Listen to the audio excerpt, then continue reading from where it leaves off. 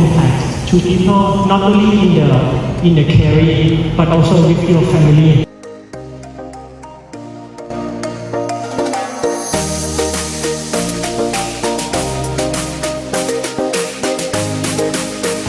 For being with us today.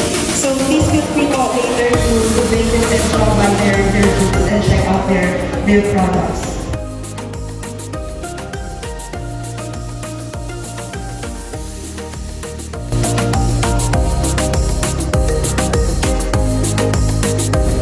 And I hope that if we put that into action, in each small action, you collaborating into one bigger impact, we could save the future generation. And I hope that would be our generation's legacy.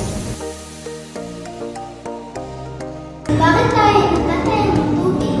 Bakit natin tinutulian ng tubig? Lahat tayo nangangailangan ng tubig para tayo pangalagaan. Ngunit, kailangan din namin alagaan.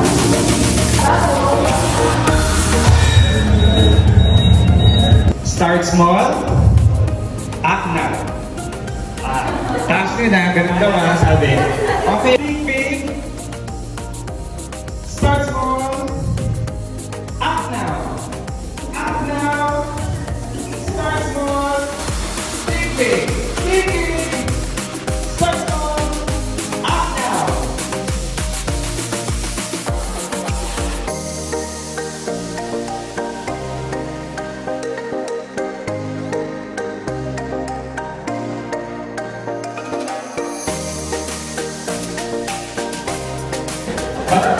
Last round for one. Team. Okay. This lahat ay, of course, exercise din. At the same time, makatulong tayo sa environment. Kasi magpupulot din tayo ng basura. Don't just underestimate the small action that you can take to help us to build a more sustainable future for not only for yourself, especially for your next generation. Be the catalyst of change.